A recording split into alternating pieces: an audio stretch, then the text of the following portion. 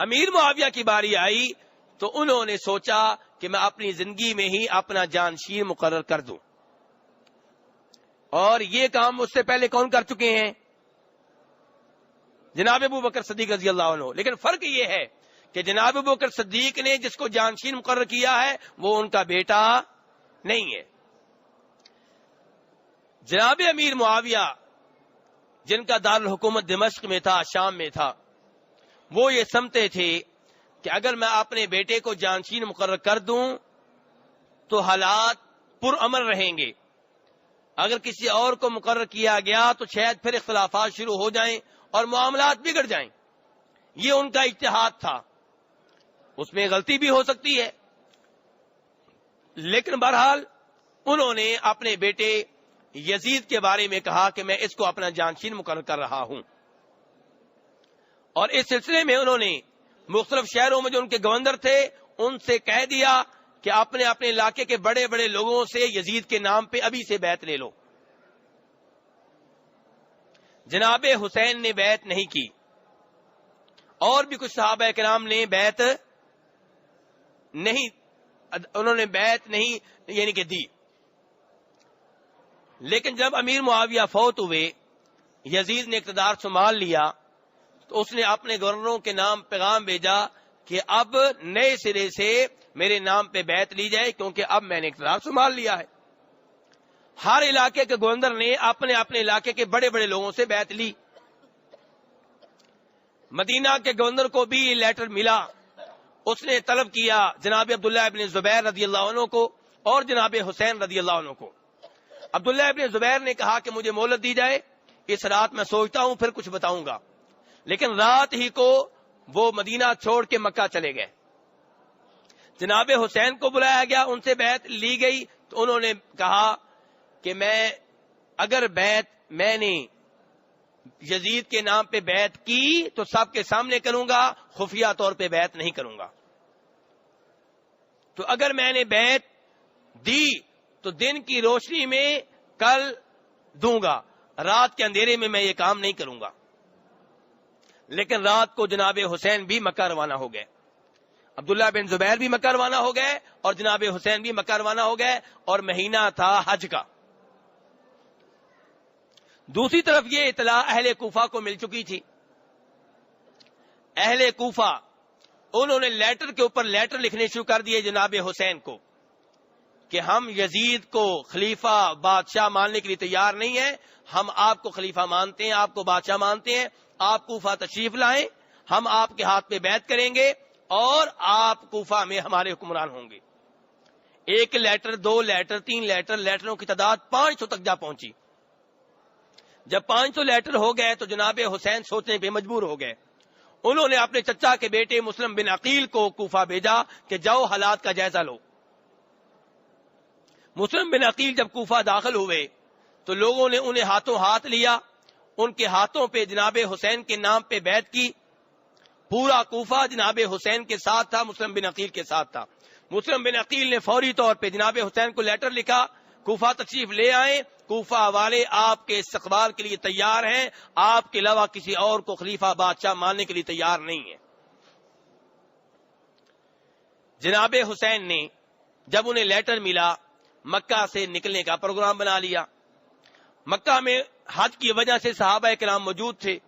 جناب عبداللہ ابن عباس کو پتا چلا، انہوں نے جناب حسین کو روکا اور کہا آپ نہ جائیں، بہتر نہیں ہوگا، کیونکہ سب کو نظر آ رہا تھا کہ یزید حکمران بن بیٹھا ہے، اب جب کوفہ میں کوئی نیا حکمران بنے گا تو لڑائی تو ہوگی۔ اس لیے عبداللہ ابن عباس رضی اللہ عنہما نے کہا کہ اگر مجھے یہ خوف نہ ہو کہ لوگ تماشا دیکھیں گے تو میں آپ کے بالوں کو ہاتھوں سے پکڑ لوں اور آپ کو کبھی بھی جانے نہ دوں۔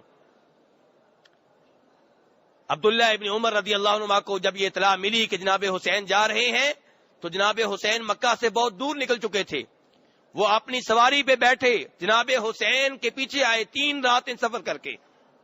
جناب حسین سے کہا آپ نہ جائیں، اور یاد رکھیں آپ کے نانا کو اللہ تعالیٰ نے دنیا اور آخرت کے درمیان چوائس دی تھی کہ آپ دنیا چاہتے ہیں دنیا لے لیں، آخرت چاہتے ہیں آخرت لے لیں۔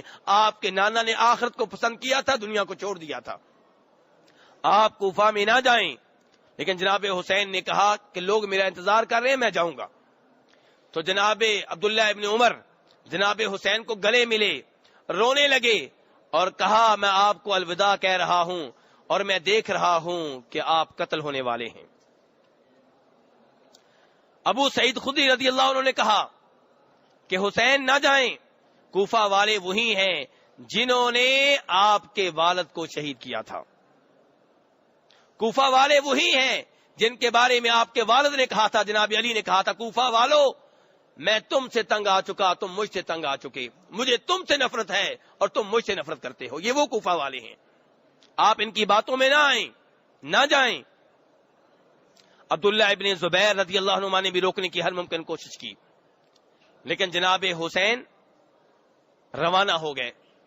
دوسری طرف کیا ہوا کہ جب مسلم بن عقیل کی وہاں پہ بیعت ہو رہی تھی تو وہاں کوفہ میں یزید کا گورنر موجود تھا اور ان کا نام کیا ہے؟ نعمان بن بشیر۔ نعمان بن بشیر صورتحال دیکھ رہے تھے لیکن جان بوجھ کے آنکھیں بند کیے ہوئے تھے، وہ جناب حسین کے آدمی کو کچھ نہیں کہنا چاہتے تھے، وہ بیٹھے رہے اور انہوں نے حالات کی کوئی پرواہ نہیں کی۔ یہ رپورٹ کسی طریقے سے یزید کو مل گئی، یزید نے فوری طور پہ نعمان بن بشیر کو گورنری سے ہٹا دیا اور بصرہ کے گورنر عبید اللہ ابن زیاد کو کہا کہ کوفہ بھی آپ کے حوالے ہے اور آپ نے کوفہ پہ کسی اور کی حکومت نہیں بننے دینی۔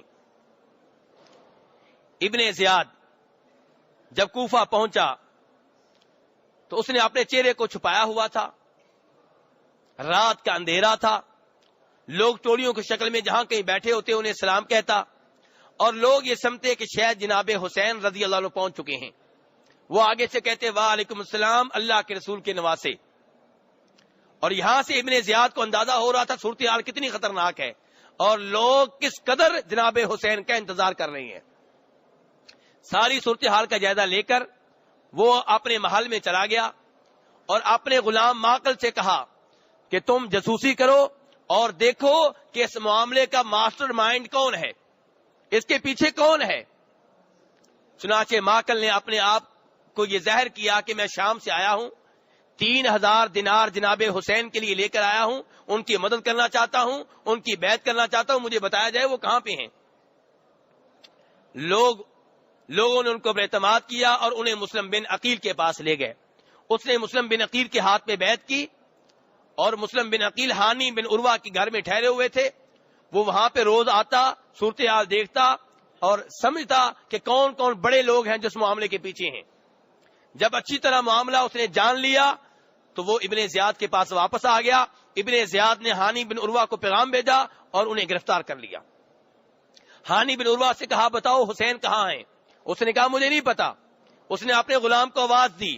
ہانی بن عروہ نے جب اس غلام کو دیکھا تو بہت پریشان ہوئے اور جان گئے کہ یہ جاسوس بن کے میرے گھر میں آتا رہا ہے۔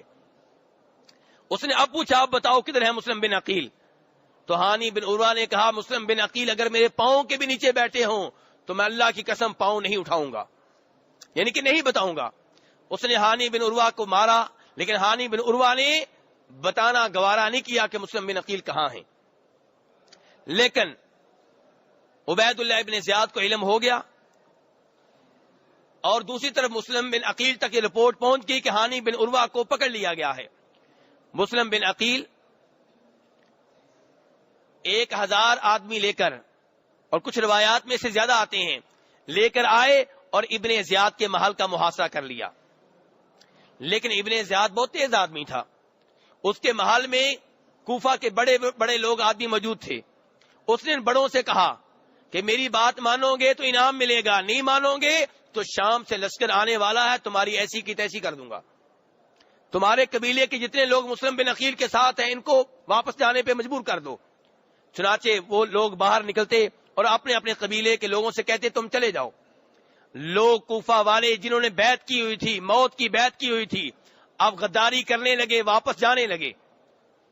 اور رات کا وقت ہوا تو مسلم بن عقیل کے ساتھ صرف 30 آدمی رہ گئے تھے، اور جب کچھ اور وقت گزرا تو وہ 30 آدمی بھی جا چکے تھے۔ مسلم بن عقیل کوفہ کی گلیوں میں پناہ لینے کے لیے تنہا پھر رہے تھے۔ کوئی پناہ دینے والا نہیں تھا. یہ جنہوں نے لیٹر لکھے تھے، جو بادشاہ بنانا چاہتے تھے، جو یزید سے ٹکر لینا چاہتے تھے، انہوں نے یہ حال کیا جناب حسین کے بھیجے ہوئے ان کے چچا زاد مسلم بن عقیل کا. مسلم بن عقیل نے ایک دروازہ کھڑکایا، بوڑھی عورت باہر نکلی، اس سے پناہ مانگی، اس نے پناہ دی، معاملہ بتایا، اس نے چھپا لیا ساتھ والے گھر میں، کھانا لا کر دیا، پانی دیا، اور اس بوڑھی عورت کے بیٹے نے جا کے ابن زیاد کو بتا دیا کہ مسلم بن عقیل ہمارے گھر میں چھپے ہوئے ہیں. مسلم بن عقیل کو گرفتار کر لیا گیا اور ابن زیاد نے ان کو پھانسی چڑھانا چاہا، قتل کرنا چاہا، تو اس نے کہا مجھے تھوڑی سی مہلت دے دو. مہلت دے دی گئی تو وہاں پہ سعد بن ابی وقاص کے بیٹے جناب عمر موجود تھے. جناب سعد بن ابی وقاص کے بیٹے عمر موجود تھے. تو عمر سے مسلم بن عقیل نے کہا یہاں پہ سب سے زیادہ میرا جو قریبی ہے وہ تم ہی ہو، تو میں تمہیں ایک پیغام دینا چاہتا ہوں، جناب حسین تک پہنچا دینا. اس نے کہا ٹھیک ہے. تو انہوں نے کہا کہ میں نے جناب حسین کو لیٹر لکھا تھا کہ کوفہ والے آپ کی خاطر جان دینے کے لیے تیار ہیں، آپ آ جائیں، یہ آپ کو خلیفہ بنائیں گے، بادشاہ بنائیں گے. آپ ان کو پیغام بھیج دو کبھی نہ آئیں، اپنے آپ کو اور بچوں کو خطرے میں نہ ڈالیں، واپس چلے جائیں. جناب مسلم بن عقیل کو شہید کر دیا گیا اور عمر نے یہ پیغام جناب حسین کی طرف بھیج دیا. جناب حسین کو جب یہ پیغام ملا تو انہوں نے واپس جانا چاہا، لیکن مسلم بن عقیل کے بیٹوں نے کہا ہم اپنے باپ کا بدلہ لیے بغیر واپس نہیں جائیں گے. جناب حسین نے کہا تم نہیں جاؤ گے تو میں بھی تمہارے ساتھ ہوں. چل پڑے. راستے میں ایک شاعر ملا جو کوفہ سے آ رہا تھا، عراق سے آ رہا تھا، جس کا نام ہے فرزدق، عربی زبان کا بہت بڑا شاعر ہے. جناب حسین سے ملا، بڑی عزت کی. جناب حسین نے پوچھا کیا حال ہے کوفہ والوں کا؟ انہوں نے کہا ان کے دل آپ کے ساتھ ہیں لیکن ان کی تلواریں بنی امیہ کے ساتھ ہیں.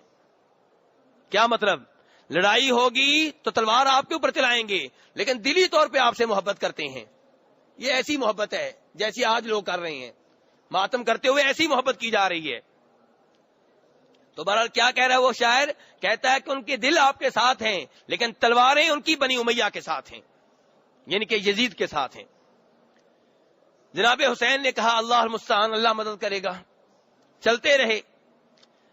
قاسیہ مقام آیا تو وہاں پہ ابن زیاد کا لشکر پہنچ چکا تھا 1000 کی تعداد میں، اور ان کا قائد حر بن یزید تمیمی تھا. اس نے جناب حسین کو کہا کہ آپ واپس چلے جائیں، میں نہیں چاہتا کہ میں کسی ازمائش میں پڑوں. جناب حسین نے کہا میں تو واپس نہیں جاؤں گا. وہ آگے سے روکنے کی کوشش کرے، جناب حسین جانے کی کوشش کریں. آگے جا کے جناب حسین نے اس کو ڈانٹا اور کہا تمہاری ماں تمہیں گم پائے، پیچھے ہٹ جاؤ. حر بن یزید تمیمی نے کہا اگر یہ مجھے بات کوئی اور کہتا تو میں اس کو بھی جواب دیتا، اس کی ماں کو بھی جواب دیتا، لیکن میں کیا کروں، آپ کی ماں وہ ہے جو تمام جہانوں کی عورتوں کی سردار ہے. دینی رہنمائی کے لیے ہمارے چینل کو سبسکرائب کر دیجئے اور گھنٹی کے نشان کو دبا دیجئے تاکہ آپ کو مزید قیمتی ویڈیوز ملتے رہیں. جزاک اللہ خیر.